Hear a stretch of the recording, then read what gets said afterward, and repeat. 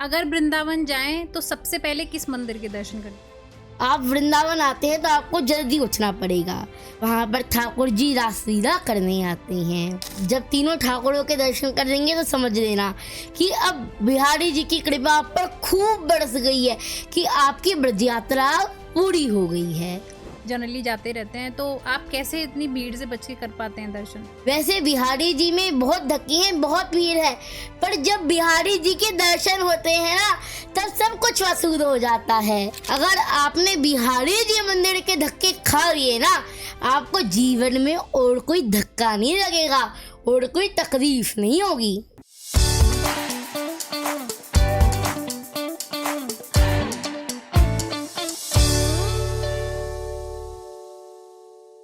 अगर वृंदावन जाएं तो सबसे पहले किस मंदिर के दर्शन करें?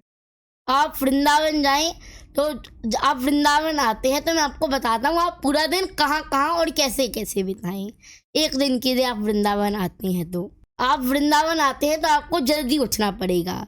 सुबह 4 बजे उठ करके स्नान आदि करके आप पहुँच जाइए निधिवन धाम, निधिवन राज में। वहाँ पर ठाकुर जी की 5:30 बजे मंगला आरती होती है।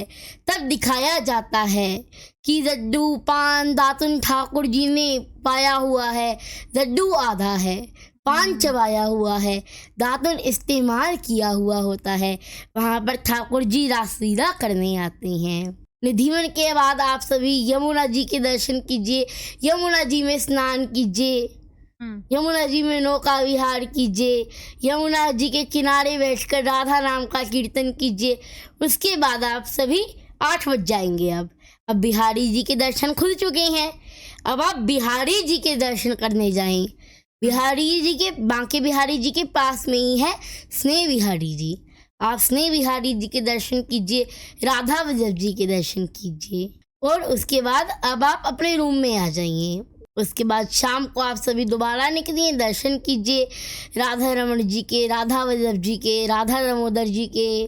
जब तीनों ठाकुरों के दर्शन कर लेंगे तो समझ लेना कि अब बिहारी जी की कृपा आप पर खूब बरस गई है, कि आपकी ब्रज यात्रा पूरी हो गई है। तो आप जैसे बिहारी जी के मंदिर में जाते हैं, और हम लोग भी गए हैं काफ़ी बार, तो वहाँ पे भीड़ बहुत पाई जाती है, बहुत ज़्यादा, कि दर्शन भी नहीं मिल पाते।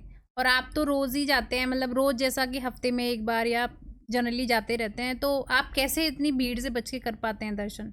देखिए, जैसे किसी को डॉक्टरी करनी है, किसी को डॉक्टर बनना है, वह अपना मनोरंजन, घूमना फिरना सब कुछ छोड़ के डॉक्टर बनने के लिए करेगा, डॉक्टर बनने की डॉक्टरी करेगा। और जब वो डॉक्टर बन जाएगा तब वो बहुत खुश होगा। वो उसका संघर्ष भी छोटा लगने लगेगा उसकी खुशी के आगे। वैसे बिहारी जी में बहुत धक्के हैं, बहुत भीड़ है, पर जब बिहारी जी के दर्शन होते हैं ना, तब सब कुछ वसूल हो जाता है। और एक बात आपको और बताऊं, अगर आपने बिहारी जी मंदिर के धक्के खा लिए ना, आपको जीवन में और कोई धक्का नहीं लगेगा और कोई तकलीफ नहीं होगी। तो अगर जैसे भीड़ है बहुत ज़्यादा और भीड़ में नहीं दर्शन कर पाते, अगर भगवान के पीछे रह जाते हैं, तो उसमें मन बड़ा ख़राब हो जाता है कि दर्शन नहीं मिल पाया। उस पे इंसान को क्या करना चाहिए? एक भैया बिहारी जी के मंदिर से बाहर निकलती है और बोलती है, मुझे तो भगवान के दर्शन ही नहीं हुए, मुझे तो बिहारी जी दिखे ही नहीं। अरे मैया, तुमने बिहारी जी को नहीं देखा, लेकिन बिहारी जी ने तुम्हें सबसे पहले देखा है। बिहारी जी हजारों की भीड़ में भी देख लेते हैं मेरा भक्त कहाँ पर है, मेरा भक्त अब आने वाला है, मेरा भक्त मंदिर में पहुँच चुका है। तो अगर भीड़ के कारण बिहारी जी के दर्शन थोड़े कम भी हो जाएं, तो मन में ऐसे भाव मत जाइएगा कि बिहारी जी के दर्शन नहीं हुए, क्योंकि बिहारी जी तो अपने छोटी सी ही झलक में अपना सब कुछ न्यौछावर कर देते हैं।